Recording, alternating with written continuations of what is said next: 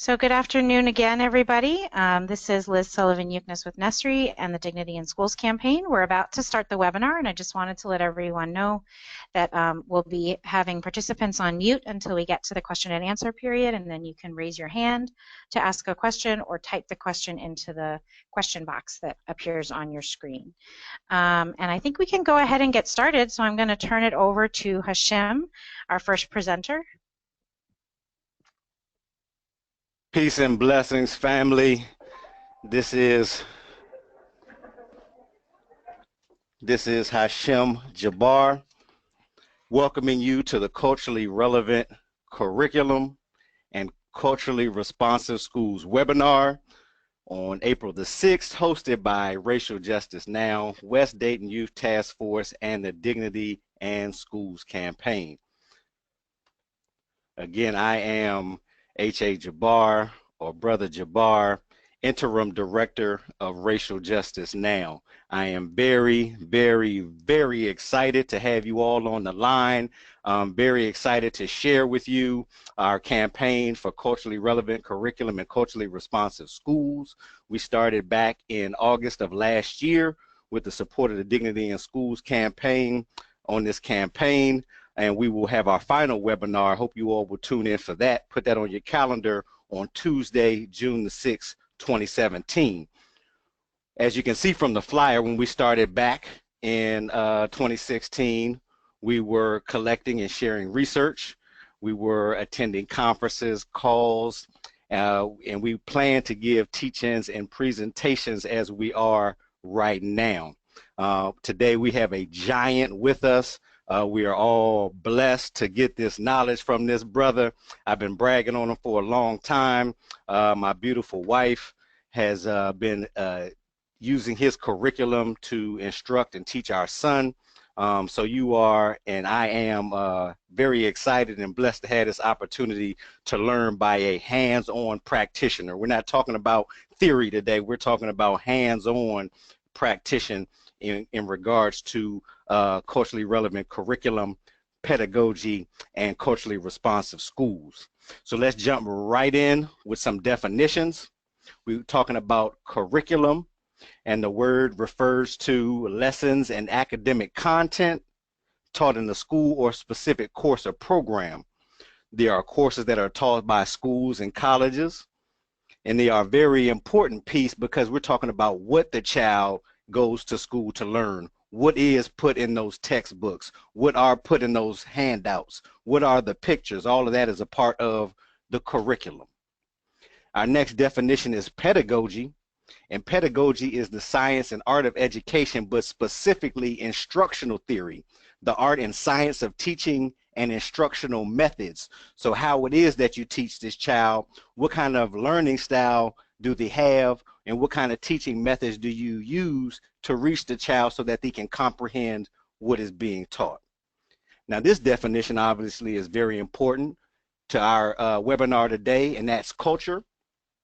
It says the customary beliefs, social forms, and material traits of a racial, religious, or social groups, the characteristic features of everyday existence. So example of pop culture, an example of Southern culture.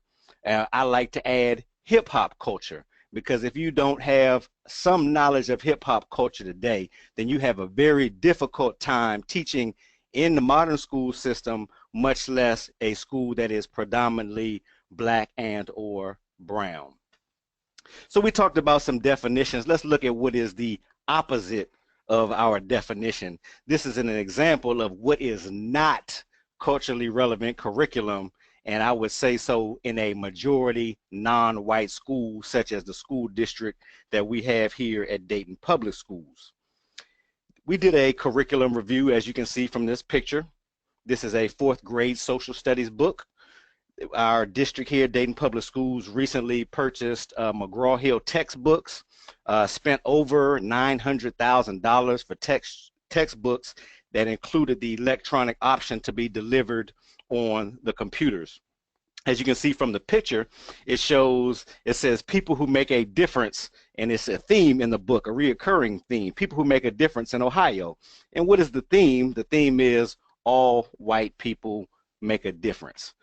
This is opposite, as a black man, this is the opposite of me, and it's telling the student in a subtle way that they are opposite of people who make a difference, that the people that live in their community are the opposite of people that make a difference. Their elders, their community members, their brothers and sisters that are dark-skinned are the opposite of people who make a difference. So again, this is the opposite of culturally relevant curriculum. Let's look at some elements of culture, and this is more from an academic perspective. There's 7 elements of culture: social organization amongst people or groups of people, customs and traditions. You may think of 4th of July, barbecues or cookouts, religion, language, arts and literature, forms of government, as well as economic systems. This great young lady here, Dr. Gloria Ladson Billings, she coined the term culturally relevant pedagogy, and she describes it as a pedagogy that empowers students intellectually, socially, emotionally, and politically, using cultural reverence to impart knowledge, skills, and attitudes. And that part there, cultural reference. They're referring to things in your culture that you understand. A lot of children play video games. That's a part of their culture. Basketball or sports can be a part of their culture. The standards or norms that go on in their homes or in their families are cultural reference, and they use those references or reference to put into the curriculum and the pedagogy as a way to help students understand what is being taught. So we're going to keep going, flying forward through these slides as time moves on. I'm really excited about Dr. Camara. He's back there in the back, jumping up and down, getting himself warmed up, ready to go, and we're excited to have him on. But we're talking about culturally relevant teaching, and so that's a name that we want you to write down and look up, Gloria Ladson Billings.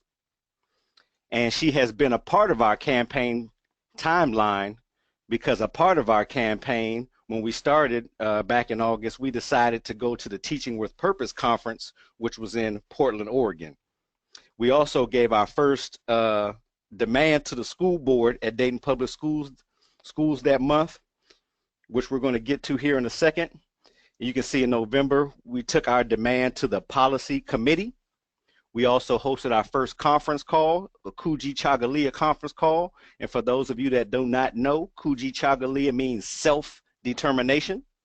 And you can see there in 2017, we were getting some wins from our campaign, some support from our campaign, some movement from our campaign, showing that the school board approved $8,000 worth of culturally relevant books for 5th grade. So we were very proud to be able to support our young people like that, and very proud of our school system to responding to the calls from the community. We were a part of the DSC membership spotlight, and we also hosted our first webinar with one of our great sisters, Lynn, up in Chicago on restorative justice and cultural relevance. So I want to talk about our first policy recommendation, and it's based on our school district being over 70% Black or African American, which is a little bit deceptive because many of our schools are segregated. We know that most of our schools here are 97, 96, 93, 92, 98% Black, even though there might be only 70% of the overall district, the majority, but still that house or that school building is dominated by people African American or Black. Our policy recommendations were to implement these 2 great books into our curriculum here at Dayton Public Schools: Up From Slavery and Miseducation of the Negro. They are written by both Dr. Carter G. Woodson and Booker T. Washington. These great historians, these great figures in Black history are not talked about enough, and they have so much to offer young people and our community in general.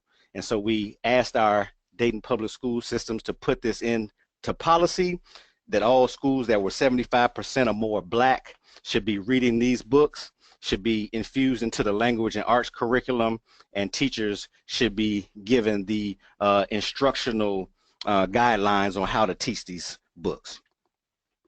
So here we are on our campaign timeline again. We went back to the school board with 12 total demands, and you can see them here listed out. That we asked for a district-wide initiative in chess. We asked for additional specific books to be added to the book list. We asked for implicit bias training, but specifically in the context of oppression, because yes, that's what Black people have been through in America and are still going through today. We asked to implement local Black Daytonians in the curriculum because there's a lot of people in our locations where we come from that have done great things that nobody knows about or nobody respects and honors and lifts up the way that they should properly, setting an example for a young person that looks like that person to do great achievements just as that one did. We're looking at number 6. We asked for professional development and culturally relevant pedagogies, including hip-hop pedagogies. We asked for the Oregon baseline essays to be required reading, and if you don't know what those are, the Oregon baseline essays refer to specific contributions of ethnic groups to different subjects, including math, science, in the gamut, language arts, history, etc. And so you look up those Oregon baselines. That'll be some of your homework today. We asked that Black scholarship be used to correct the problems in the Black community, to address the problems in education. For those of us that work with Black children, we know that there is a level of competitiveness amongst our children, and so we wanted academic Olympics implemented into our school system. We also want restorative justice and peace circles implemented, which is very much culturally relevant.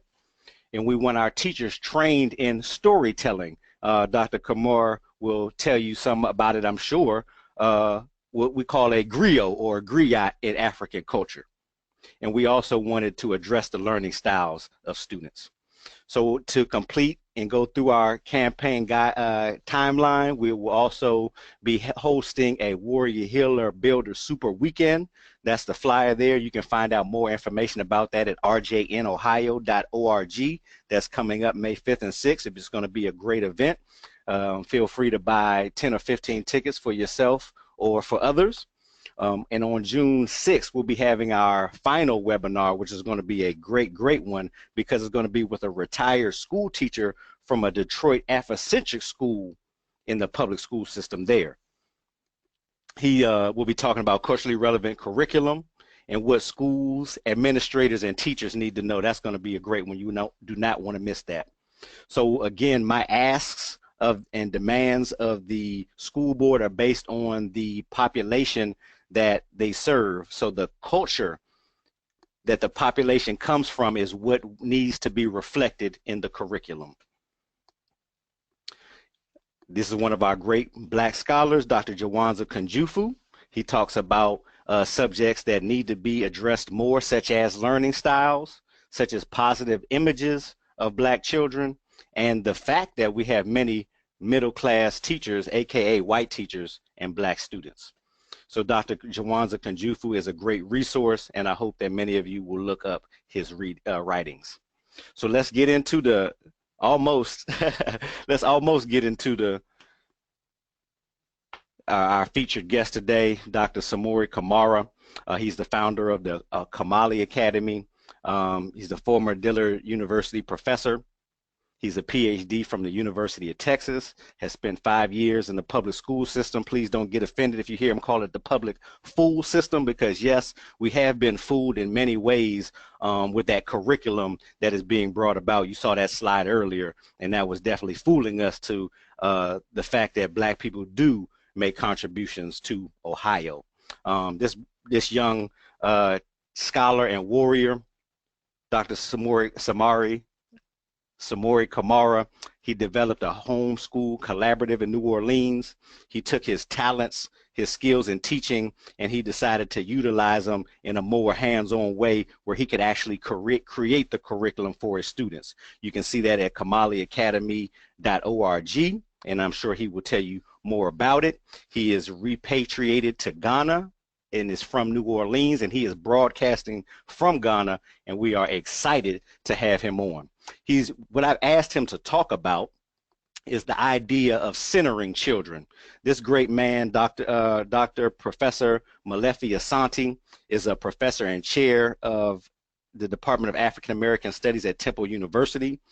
He is the theorist of Afrocentricity, and again, he has very wisely elaborated on the necessity of young people being centered in their own culture first, and that's what a part of what Dr. Samori Camara is going to talk about. If I jacked up his name, it's a great name, I apologize, but I'm sure he will correct me. We're going to take on some questions about the things that I've asked, that I've said. If you have any questions, now is the time. Just a few minutes. I don't know if there are any out there already, but feel free to ask any questions before we bring Dr. Camara on. And I see a first question from Tanya, so I'm going to unmute you, Tanya, if you'd like to ask your question. Hello? We can hear you. Oh, great. I just wanted to know, is this PowerPoint going to be made available, and are they going to record this webinar so that we can have it for later use? Yes and yes. Okay, great. That's all. Any other questions? And again, to ask a question, you can either raise your hand or you can type a question into the question box on your screen.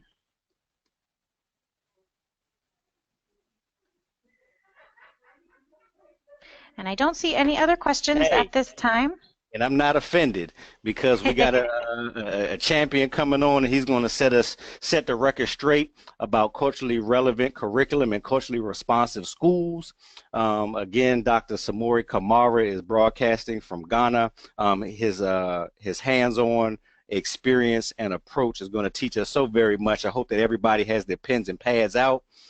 At the end, there will be a question and answer session. Please write down your questions as he is talking, and at the end, you can send those, type those in.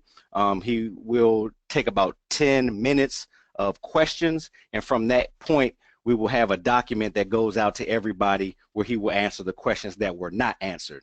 So, Doc, you got it. Do your thing, and we're honored to have you on. And Hashem, before we turn it over, we did get one question that just came in. If you could just share again what the demographics of the Dayton Public Schools are in terms of students and teachers, as well as the ethnic makeup of the school board. Excellent. Dayton Public Schools is a little over 70% black.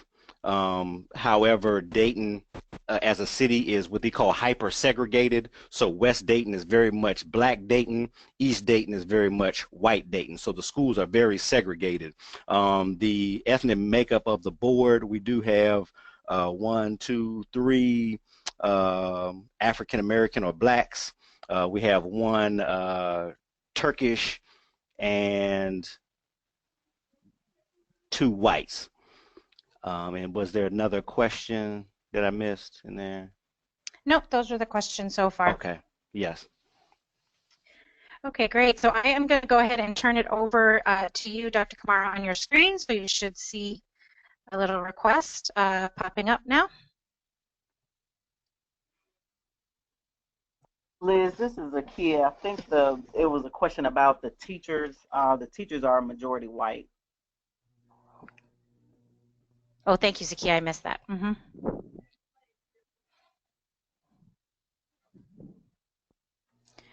Okay, great. Dr. Camara, we can see your PowerPoint. It looks great. So I think anytime you're ready, you can go ahead and get started. We don't hear you yet, so if you just want to test your audio. Revolutionary Love, how are we doing? Great, we can hear you. Uh-oh. Can you hear me now? Can you still hear me? We can hear you. Okay, let's see. I'm trying to go back to the last slide in the presentation. You know what? Don't worry about it. We're going to start it right here. So, Brother Jabbar, Sister Jabbar, host and panelists, thank you for inviting me on, to talk about this most important topic and conversation. It has been my honor to be a teacher in the public school system for 5 years, as I said, professor, as well as of my own school in New Orleans and now online for the world. So I have had, a good amount of experience. It's been, I guess, for the last 15 years, a good amount of experience, with teaching and trying to teach from a culturally relevant perspective. And of course, when I came out of undergrad with a teaching certificate already, I had no idea about anything close to culturally relevant curriculum, because the school I went to, the school of education I graduated from, did not teach us anything about who African people were or how to be culturally responsive to the students that were in front of you. It was like they only taught us to teach, frankly, little, quiet white girls. So when I got into, my first opportunity of teaching, which was right outside of DC, in Prince George's County, Maryland, I didn't know what I was doing. I had all black students, of course, but even though I was from the inner city, I had never really learned how to connect with them on a deeper level because I was just doing what I was told. And that's one of the things that many of the teachers do in the school system, because we're just trying to keep a job. And we know in the back of our mind or in the front of our mind that we're dealing death to our children by putting these tests in front of them, by putting this Eurocentric curriculum in front of them all the time, but we still continue to do it. But I came out of that later on, and I guess I'll talk a little bit more about that as we go on. So you see on your picture here, a very interesting, on your screen, a very interesting picture of a meteor or something hitting the Earth, right? So I tell you a little bit of story, or just have you think about something real quick, right? So imagine one night, you had a dream, and a comet or meteor hit the Earth, right, and sprinkled cosmic dust all over the world, right? And by morning, black people have replaced whites in every area of human activity. So picture this now. At the schools, the white students were forced to learn an Afrocentric curriculum.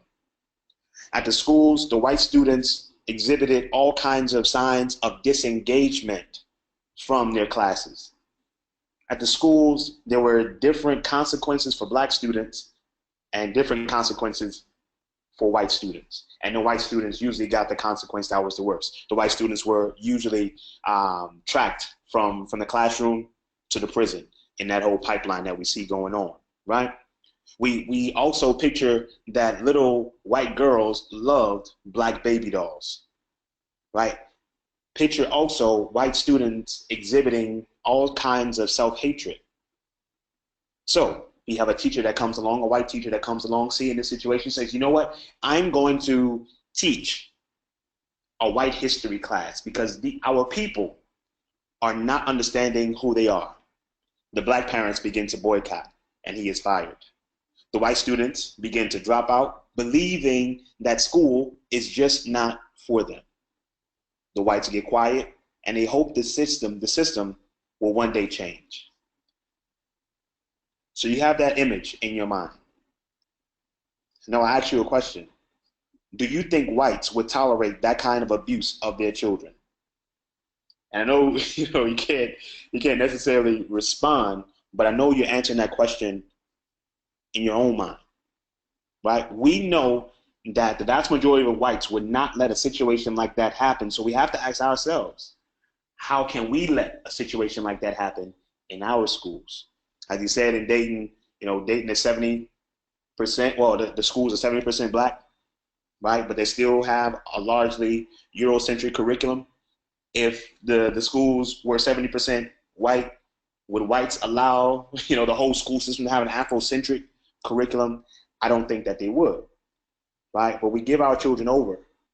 And Stephen Biko has said, the most powerful weapon in the hands of the oppressor, it's not a gun, it's not a bomb, but it is the mind of the oppressor, the oppressed, right? So again, the most powerful weapon in the hands of the oppressor is the mind of the oppressed. And over and over and over, we give our children to folks who are perfect strangers to us. We don't even know them. I don't know how it is in Dayton in terms of the charter school movement, but where I'm from in New Orleans, Louisiana, all the schools are charter schools.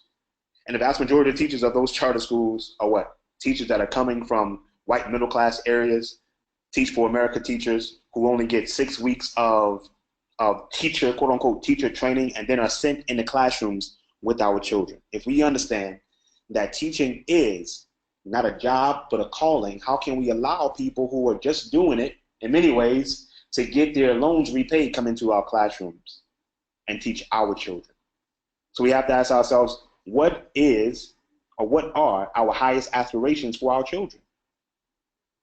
Right? What, think about that. What are our highest aspirations of our children? And whenever I ask that question to parents, of course they say they want them to, to be intelligent, to critically think, right? To be able to exhibit some stick-to-itiveness. If they get knocked down, they're able to get back up, right? We want them to continue to have a love of learning and be lifelong readers.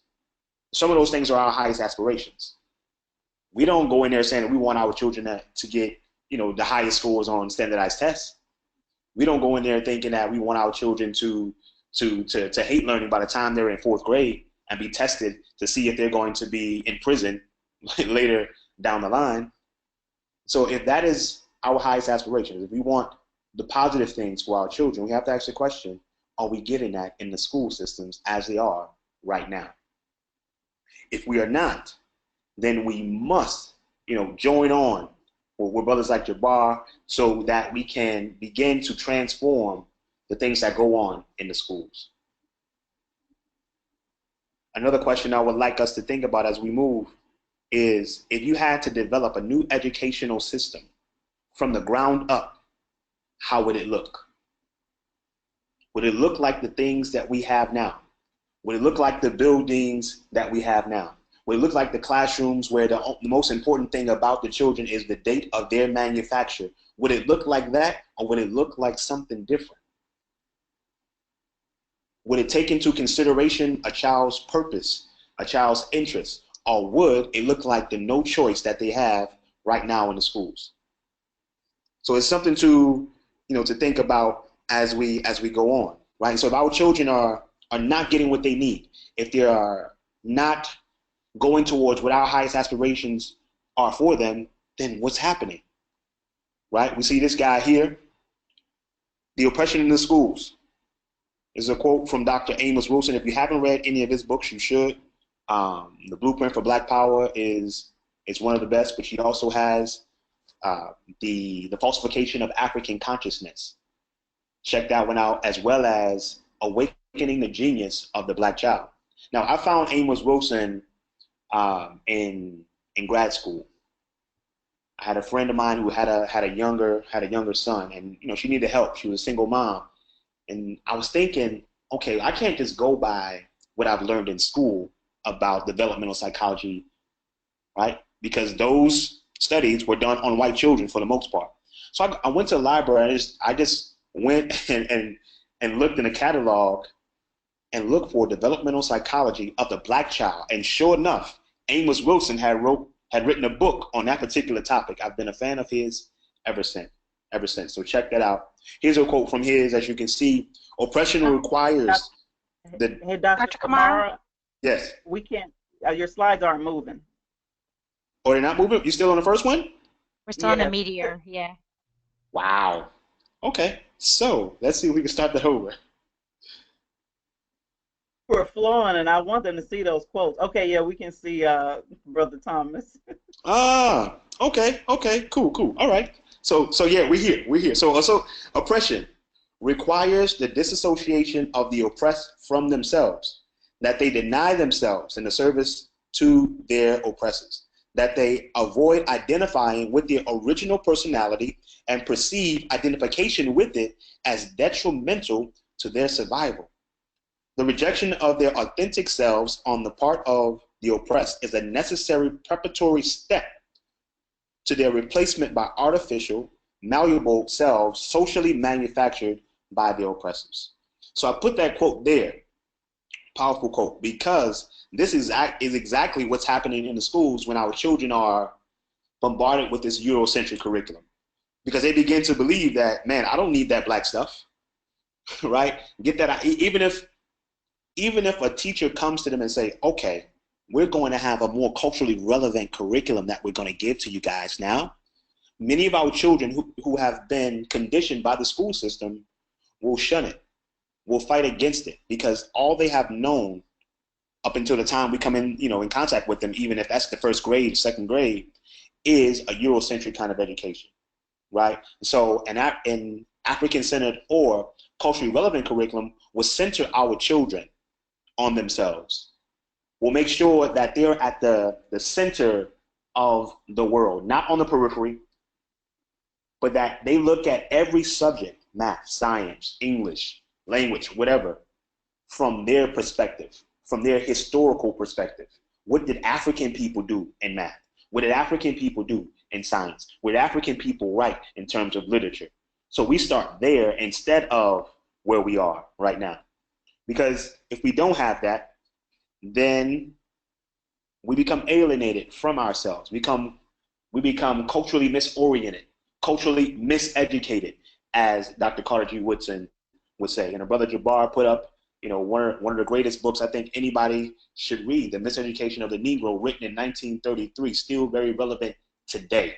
Just read the introduction and you'll see what I am talking about, right? So our children walk into classrooms, right? They love learning, but very soon they come out alienated. Why? Because the class honors and celebrates the contributions of others and leaves them absent. So how would you feel in that classroom? No. How did you feel in that classroom?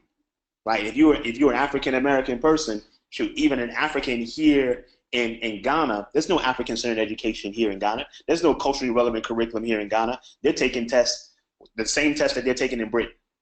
They're learning about snow, even though it doesn't snow here in Ghana. So how did you feel about that? Many of us said, okay, well, my mama said I have to, learn and listen to what these folks tell me so I can get some good grades, so I can go to college and get a good job. Many of our children are not taking that. Many of our children are not okay with that compromise. Many of our children are dropping out because of that alienated feeling. Our children love learning. They learn all the time.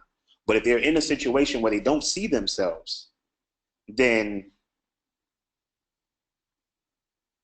the results are going to be what we have now, right? The vast majority of African children not graduate from high school by the time they're 18 years old, right? So for me, I was lucky enough to meet this brother. This brother came into my life in 9th grade. He was a substitute teacher. He came in for 2 days. At that time, he had locks. He was called Brother Terrell at that time. Now he's Bakia Taihimbe. I helped start Black Star Books and Cafe with him in 2010, and we actually started the school that will become my school, Kamali Academy, in 2009. But when he came into my classroom, he was a young brother, and he just looked like he just looked cool. So I decided, after I did the work for the day, I said, I'm going to go sit right next to this brother, and I'm just going to talk to him. Right? And I don't know what what we talked about those 2 days, because each day I sat next to that desk and rapped with him. I don't know what he told me, directly.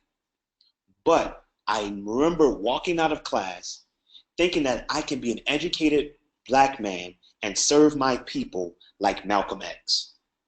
Now that was big for me, because as a 9th grader, 14-year-old Black boy from the projects in New Orleans, my experience in school was that white people made all the difference, as Jabbar said. White people did everything, right? So I came into that classroom at that time thinking that education was on some white stuff. I don't really want to be educated, man. I'm just here, to play basketball. That's why I'm here. But that brother, planted a seed in me to let me know that African people gave science and mathematics to the world. Right? You are the genius, and everybody else is your children. So at that moment, I began to go on a different trajectory than I was going before, right? But the problem with that situation is that it was by happenstance. And it was only for 2 days. So many other children were not able to have that experience with this kind of Black man who was able to plant those seeds of knowledge in me at that young age. We can't let that happen. We have to make sure that our children are able to get that kind of education every day in the schools. Not just 2 days, not just by happenstance, but by by right. And a culturally relevant curriculum is what we should have by right. Right? So I personally know, of course, that a culturally relevant curriculum can change the lives of our children and empower them. Right? As I said before, look, imagine if African children knew that they gave science and math and civilization and even language with the world, with the mental nature. Wait, think about how that would change their mind. Now you might say, man, come on, man, that's just information. But information, of course, is powerful. Now we have to do something with it. You know, some of our children, some of our adults might say, well, that was all in the past. What about now? If I understand what I have done, I am better able to understand what I can do. And I say I, because those folks who gave mathematics and science and all that kind of stuff to the world are me. That lineage, those ancestors, their spirit still runs through me right now, right? So hopefully we can see this quote here. And some of us will say, like, look, we don't need to be fighting this. Let's just go in there and get a good education and move on, right? But this brother says, conscious resistance in a hostile environment of oppression cannot be viewed as radical. It is a fact. It is in fact a sign of normal behavior. The individual or group who does not resist when oppressed is abnormal. You can read that again for yourself. How many of us are simply okay with the status quo? Or how many of us will even talk bad about the schools and talk about how they ain't teaching our children anything about themselves in front of our children, but then send our children back to those same places? What are we telling our children when we do such things? Right? If we don't fight for more responsive schools, what are we saying about ourselves? Are we powerless? Right? Are we not able to ensure that our children get an education that is centered on who they are? Because we already know that if a child sees themselves in a curriculum, they're going to do better. I mean, there's studies and studies and studies that show us these things. All right? So let's deal with the culturally relevant curriculum and the effects of it. All right? So number one, a culturally relevant curriculum is validating. It's affirming. Now let me take a step back here and talk about a white student I had at Bowie High School in 2004, 2005. Ninth grade boy. I could not connect with him. Whenever I was in class, I taught ninth grade English that year. It just wasn't happening with this young brother, right? But I noticed that every other day he would wear a Pink Floyd t-shirt. Pink Floyd is a rock band, or is a band, right? I didn't know who Pink Floyd was at that time. So one day I asked him, who is Pink Floyd? Right? And he told me who it was. And at that time, in 2004, 2005, I was a music producer. So I was producing hip hop beats for different folks in DC as well as around the country.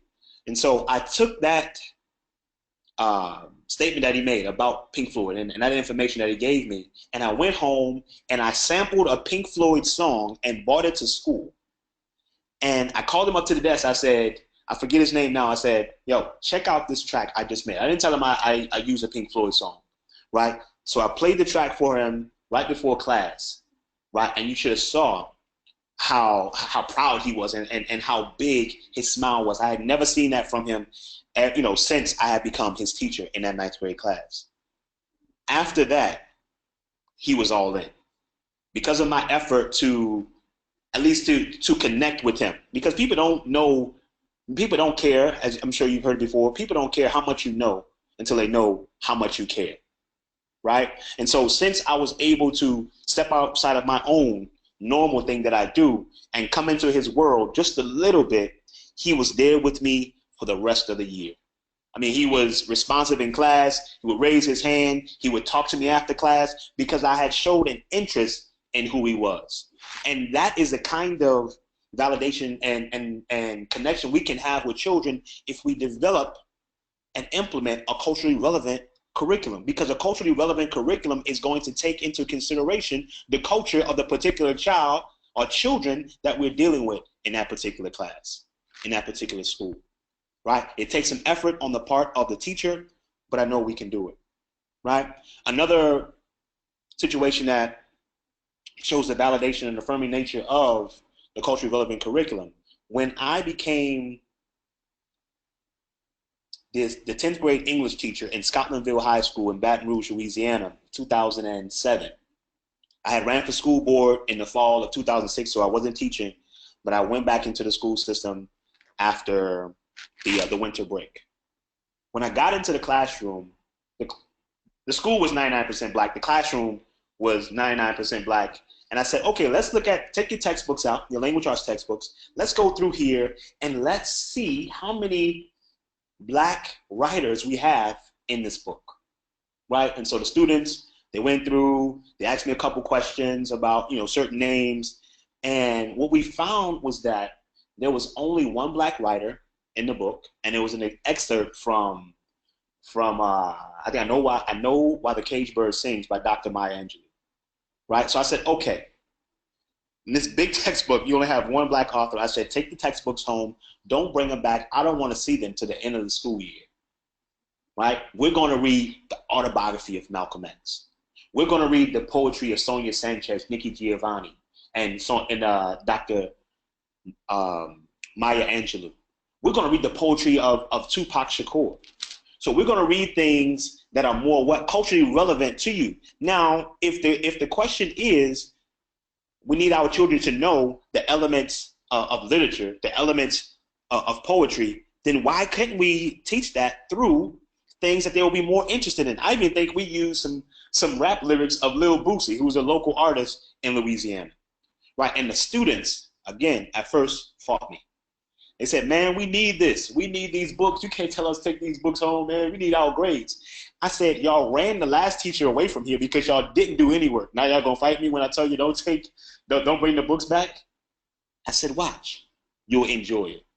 And after a couple weeks, the students were thoroughly into the class. So we read the autobiography of Malcolm X, the whole thing, right? And the students, we were able to have conversations not only about, again, the elements of fiction or the elements of nonfiction, the elements of a good story and whatnot, but also just life in general and the things that African people have to deal with the world over.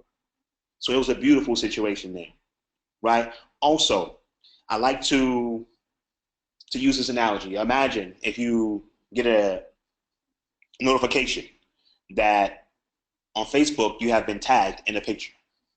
And you go to Facebook and you notice that you are not in the picture, right? And then the next day somebody tags you in a picture again and you notice again that you are not in the picture. You might be a little bit upset by this. Stop tagging me in these pictures that I'm not in, right? You might even unfriend the person. But if you get that notification that you're tagged in a picture and you go to that picture and indeed you are in that picture, what's the first thing you look at? Yourself. You say, I look good that day, or I didn't look so good that day. Or, if you look good that day, you might even make that picture your profile picture. I think it is the same with our children when they step into schools and they don't see themselves. I mean, the vast majority of our students, vast majority of our children are not engaged because, again, they are not in the frame. They're not into school because schools are not into them. And our children, again, are not playing that game that you just got to do this so you can get to the next level. Nah, they want to see themselves, and they should have their right to see themselves. And they would do a lot better. They would learn more if they do see themselves. Let's move on. Another effect of the culturally relevant curriculum is that it is liberating. Right? If you see yourself in the curriculum, it feels good. It frees you from that alienated type of feeling. You're able to throw off those shackles. Learning may become more fun, right? And in the curriculum, as Dr. Molefi Asante would say, it's liberating because we become agents in the curriculum, not simply victims.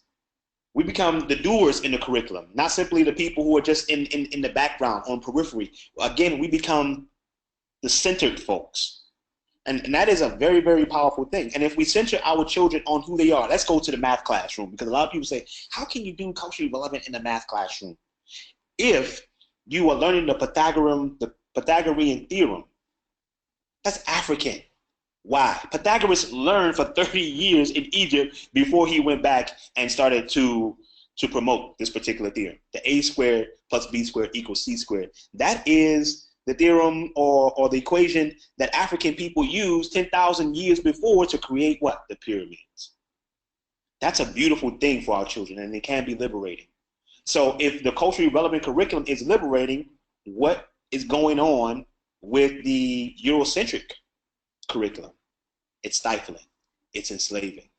So I tell you another story about a charter school in Austin. The charter school was an African-centered charter school. You know, it made no qualms about that. But of course, as a charter school, it had to take any student who came through the doors. So one year, the principal, he got two young boys, middle school boys. And at the beginning, the young boys were very interested. You know, it's a new school, new folks, new teachers, new information, and they start to take to it very well. But after a while, when the students noticed that the curriculum wasn't centered on European exploits, wasn't centered on European honor and all that kind of stuff, they began to exhibit very peculiar behavior. They began to act out. They began to sleep. They began to skip classes and all those kind of things, right? And eventually, they left the school. And I said, wow, that's crazy, because that is exactly the same kind of situation our young boys are in when they go to Eurocentric schools. How many of our children are acting out because they don't see themselves in the curriculum? How many of our children are sleeping? How many of our children are skipping class? The first year of my school, Kamali Academy, we were right next door to a high school. And every day around 12 o'clock, we would see children, boys and girls, hopping the fence, running away from the school. So one day I stopped them. I said, well, what's going on in the schools, man? Y'all, why don't y'all want to stay there? He says, man, we're not even learning anything in that school anyway.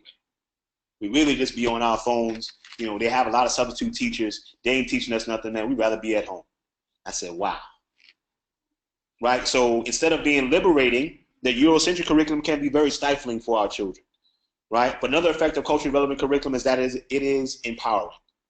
The University of Arizona, Stanford University, and many other studies have shown that when children take, in the case of Stanford, it's a Mexican American studies courses, right? When they take those classes, when Latinos took those classes, they were a lot more likely to pass their other classes, a lot more likely to graduate from high school than the Latino students who did not take the classes. The Stanford study showed the same thing with other ethnicities, right? There was also a math study that gave different students biographies of a mathematician, right? Now, one group of students, they got the biography of a mathematician, and it was just a regular biography, all right? They read it, then they did math questions. The other students got the biography of the mathematician, but the mathematician had the same birthday that they had. For each of those participants, they changed the mathematician's birthday so that it will be the same as the students who was reading that particular reading comprehension piece, right? And what they found after that is that the students who received the reading comprehension or biography of the mathematician who shared their same birthday worked on the math problems a lot harder and a lot longer than the students who just received the regular biography. And they did not share the same birthday with the mathematician. Now, you might say, well, it could have been a lot of different reasons why those students, continued on and why those students didn't work as long. But what the study did show was that even if it's not pronounced, even if it's not put out there in front of the children, say, hey, this guy has your same birthday, subconsciously, we or the children connected with that particular mathematician and worked harder because of that connection, right? It can be empowering. Right? If a child, we already know when it's not empowering, our children drop out. In New Orleans, the dropout rate is close to 60%. Right? And I don't think they really even count everybody, because there's some programs where children can be accelerated and they can go to school for a year and then finish or whatever. But they're also pushing a lot of our children out. And so the dropout rates are crazy because of the disempowering nature of the Eurocentric curriculum. Let's move on. And please let me know how much time I have left. Also, a culturally relevant curriculum can be what? Revolutionary. A culturally relevant curriculum must not be teaching our children to conform, but to rebel, to revolt against everything that is the status quo. Right? Because the status quo leads us where we are now, and we are not in a good place. If our children know the truth about themselves, that's a powerful thing. They won't stand for the way things are. They would vow to change it. Right? And it is also revolutionary because a culturally relevant curriculum will bring in to question what our children really need. What kind of culture do they come from? Right? So if we bring that into question, we will start thinking about what's the most important thing that our children need. And I think one of the most important things our children need is to learn how to be men and to learn how to be women. Right? We can learn math, we can learn science, we can learn English and all those other kind of things, but some of the most important things we can learn is how to be men, how to be women, and how to connect with our fellow man and our fellow woman. Right? So to make sure that when we have organizations, we know how to work together. Right? When we have relationships, we know how to sustain those relationships. Those are important. If you talk about an African-centered society or an African society, traditional African society, those things were not left to chance. Right? We know our children are learning a great deal about relationships in schools, but a revolutionary, culturally relevant curriculum will take that into consideration and not leave to chance whether our children will learn how to mate in any way they decide to. Right? So that must be a part of what we are doing.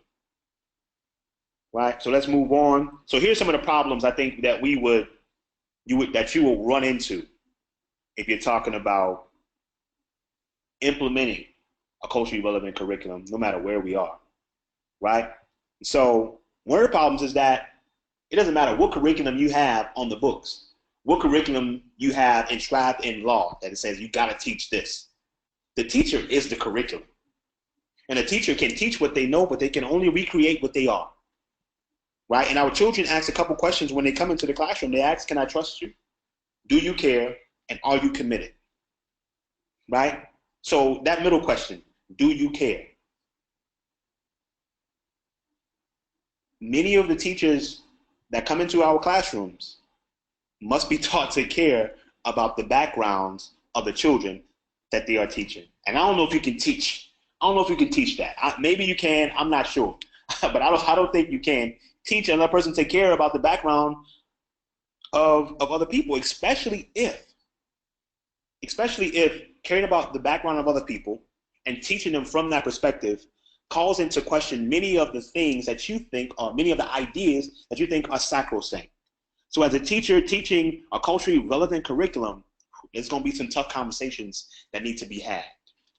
There's going to be some interrogations of ideas that many, of course, middle-class white women will have to deal with, right? And I don't know if a white teacher can really interrogate. At least, let's say, maybe there's a few. But on a whole, I don't know if you can have a whole school district where you have white teachers or even black teachers who are able to interrogate ideas that they have been taught is normal from a Eurocentric perspective, right? So that's something that we have to deal with, right? Also, with the teacher as a curriculum, we don't need a sage on the stage. That has to change in a culturally relevant curriculum, right? Our teachers must be facilitators or guides on the side, right? The whole dynamic, the whole relationship has to change between student and teacher if a culturally relevant curriculum is going to be as valuable as it can be. All right, so another problem we face was some black parents and some black teachers, right? Some black parents will say, listen here, I didn't send my children to school to learn that black stuff. They can learn that black stuff. I can teach them that at home. They need to get that education that's going to allow them to be, as I think they would say, competitive in a white society. Even if that same curriculum is zapping their motivation, even if that same curriculum is miseducating them, many black parents will say, listen, go ahead and do what you got to do so you can get out again, so you go to college and get a good job. The same thing with many black teachers. Many black teachers don't want to have nothing to do with being black. Many black teachers don't want to have anything to do with anything Afrocentric or culturally relevant. That's a reality. When I was at Scotlandville, the same school where I told the students not to bring the textbook back, many of the black teachers gave my students a lot of hell because they said, he's not teaching you what you're supposed to know. Y'all better read those white authors because that's what you're going to need to know later in life. Right? I said to those teachers, I'll say to you now, again, if the object is to teach them these particular ideas, why do we have to read old dead white people over and over? Right? Let's move on. Here's another problem that we will have to deal with. The E.D. Hirsch's and it should be cultural literacy advocates. Right? This idea, if you read anything by Hirsch, you know where he is and where he stands on these things. The idea is that, there's certain knowledge that everybody should have, particularly in American context, right? So there's certain knowledge that everybody should have. Then this culturally relevant curriculum piece, he's not for. He's not for centering, each child in their own self. Because if you center each child in your own culture, how are you gonna test that? If you center each child in their own culture, maybe that child doesn't want to read Shakespeare, and that should be okay. Maybe that child doesn't want to read Nabokov and all these other folks, and that should be okay. Maybe that child wants to read Aikwe Arma. Maybe that child wants to read, as I said, Maya Angelou. Maybe that child wants to read people who look like them, who come from where they come from, and was talking about issues that they themselves are dealing with, right? So you're going to have to deal with those folks. And I say, listen, everybody doesn't need to know the same thing at the same time, because the reality is, once you get out of school, I want to see you go on the show, Are You Smarter Than the Fifth Grader? And how much do you remember from school? And how much of that trivial information is gone out of your mind even after you take the test? As soon as you take the test, now it's gone. The chew, pour, and pass is what a lot of our children are doing. Our children are doing in the schools now, and it's what a lot of us did when we were in school. We learned it for that particular day. We poured it back out on a test, and we passed that test, and we quickly what? Forgot about it. Right? So there's not one thing our children should always know, and all children should know. Most of the people on this call right now are different ages. We know different things, right? We have different passions, different interests. We all have something to give. We don't have to know the same thing at the same time. Is somebody trying to say something? We just want to let you know we're coming up on time, so if you want to take just a few minutes to wrap up, you can go a little past the hour, so we want to make sure you get through your full presentation, but just wanted to give you a time check. Cool. Thank you so much. Sure. Another problem we face is, of course, institutional bias. The system abhors change, right? And one of the things that they don't allow children to do a lot is what? Working together. And I have a story for that, but we'll move on, right? Of course, also, another problem is the overall structure of the schools. The focus on the tests, the focus on the grades. A culturally relevant curriculum would not be able to thrive like it should if that's still the focus. The standardized test, the factory model of education, the compartmentalization of each of the subjects is just not what a culturally relevant education is about. So it has to be holistic, right? And for everybody on the call, I would say, know your role. What is your role going to be? Is your role going to be buck the system? Because we need people who will say, listen, forget the system. I'm going to build institutions, right? So our children don't have to go to the public school system in the first place. And those institutions will be African-centered institutions that teach our children from a culturally relevant perspective, right? You can also say, hey, we're going to fight the system, because we also need people who will fight to change the schools and fight to make sure that they incorporate culturally relevant curriculum. Also, you can become the system. We also need people to run for office, right? So that they control the schools that our children are going to be in. Everybody has their role. Whatever your role is, I would say do something. Our children's education cannot be left to chance, right? And if you know that our children must be the warriors that they need to be for us in the future, then we gotta make sure that we fight whatever fight that we're gonna fight. And I say thank you. Thank you, Dr. Camara. And so we can take a few questions if anybody wants to raise their hand and ask a question or type one into the question box. So we got one question. Can we hear more about the hip-hop pedagogy and how to incorporate that? Oh, absolutely. I would say first and foremost, talk to your students and ask them. Ask them what they want to learn about. Ask them who are their favorite artists, right? And once you do that, you can start there. So you look up those artists. You want to find some of those lyrics that don't have too many vulgar words or negative themes in them, and bring those into the classroom, because there's a lot there. Of course, there's poetry there. There's social justice that's in those lyrics as well. There's a lot of things that you can discuss with your children and even plan out lesson plans as well as activities and projects from those very lyrics. I don't have a set lesson plan off the top of my head, but again, a culturally relevant curriculum is going to take into consideration what the children in your class are culturally into. Great, thank you. If anyone else has a question, you can raise your hand. Another question is, are there samples of curriculum that we could circulate and share with the folks who are on the phone? Culturally relevant curriculum, we have samples at KamaliAcademy.com. You can go to KamaliAcademy.com or KamaliAcademyStore.com to see some of the things that we have there for purchase, and also just sample them. Great. Any other questions for people can raise their hand and I can unmute you, or you can type them into the question box.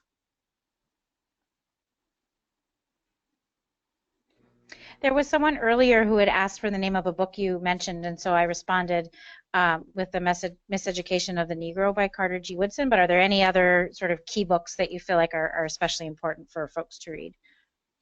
Yes. I would say The Falsification of African Consciousness. The Falsification of African Consciousness by Dr. Amos Wilson. I would say any books by John Taylor Gatto. John Taylor Gatto, as well as John Holt. Any books by Asa Hilliard, The Maroon Within Us, will be a good start there. Any books by Dr. Jawanza Kunjufu as well. What are the good books, man? There's so many out there. Check out the book called Nation Building, African-Centered Education by the Akotos. Akoto is A-K-O-T-O, last name. Nation Building is the book. Thank you. And what we can do when we send around the PowerPoint and the link to the recording, we can also share the names of those books and authors over email with folks. Cool. Any final questions that people might have? Either raise your hand or you can type it into the question box.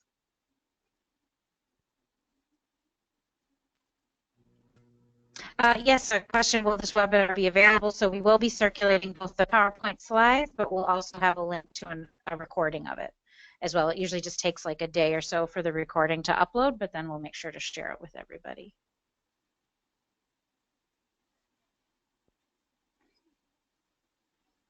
Liz, I have a question. Is there a way to post the webinar, like upload it onto YouTube or something?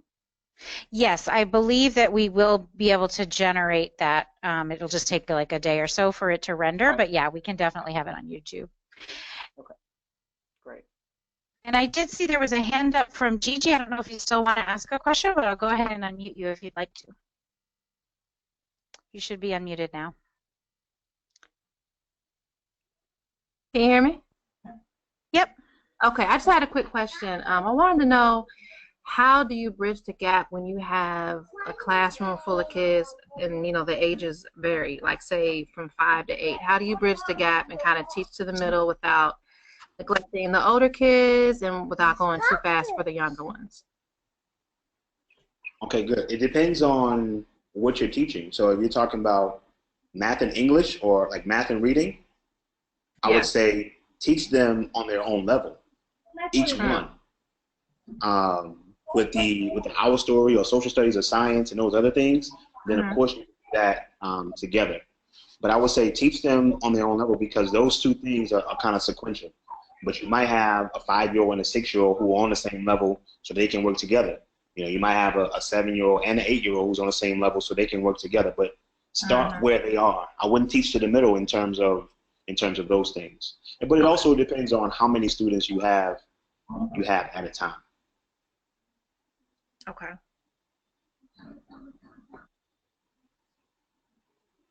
Thank you. Any other final questions? Generally for the mixed age classrooms, which I love, it's beautiful because you can have the older students work with the younger students, and that's a good relationship there because the older students can show leadership. They can get their teaching on, but also they're teaching or they're helping the younger ones, so they're honing their skills as well. They're mastering those things, right? But also the younger children are allowed to see what the older children are working on, and that gives them something to look forward to. And you will probably find that if you have a situation like that, the younger children will say, I want to do what he's doing, right? So the younger children, the older children are doing multiplication. You say, all right, you learn your addition, you learn subtraction well, then you'll be there, and we'll help you out. You know what I'm saying? So I love those mixed age classrooms. I think that's the way it should be, up to a certain point in our classrooms in general, because that's the way it was for, in the traditional African society and in African-centered education. Okay, cool. Thank you. You're welcome. Well, thank you, everybody. I don't see any more questions. Hashim, is there anything you want to share before we wrap up?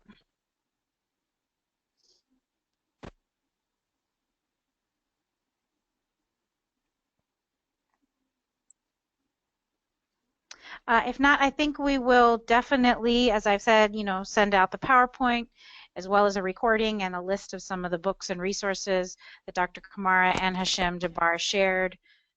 Just want to thank everyone so much, and thank you especially, Dr. Camara, for joining us from Ghana, and Hashim for pulling the webinar together. Are there any other final comments? Yes, thank you. I just realized my mic plug was not plugged in. Thank you so much, Dr. Samori Camara, for offering all that you offered. We look forward to working together with you in the future. Thank you to Dignity in Schools campaign for supporting this campaign, and as we continue to move forward. I hope that everybody will stay in tune to rjnohio.org as well as the Kamali Academy. Dr. Camara has a lot of resources for teachers as well as homeschoolers there. So just thank you again for being on. We will be putting it up on YouTube. We will be sharing it broad and wide, and so just keep your eyes out and open for the next webinar on June the 6th. Thank you so much, brother. If folks have a couple more minutes, I do see a hand up from Janice. I'm sorry, Janice, I didn't see your question. Do you want to ask it? Yeah, but I know it's late, but Dr. Camara spoke about the problems in implementing, and our organization, which is Nolly Jenkins Family Center out of Mississippi, have a curriculum that we've been trying to introduce and implement inside of schools. But how do you deal with, when you talked about institutional bias, or just explain to me when that institutional bias is class? It's the class piece between ourselves. Yes. It's tough, man. It's certainly tough. I think the brother, Jabbar will be a better person to speak to on that, because if you know me, I'm like, we out of there, we building our own schools, right? Yeah, because me too. if the teachers, if the administration and the teachers are not on board, then we're going to be spinning our wheels anyway. Because even if we get it there, and if the issue is class, how are they going to present the information? I don't really want to teach all this, but they say I have to, so here it is. Malcolm X. So you have to, I don't know. I tell you who, what I'm about. We got to take them out. If you have the energy, build something for our children so that they can come there. Thank you.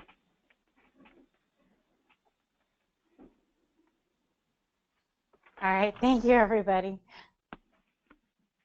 Thanks, everyone. Bye. Thank you. Peace. Peace and blessings. Peace, peace.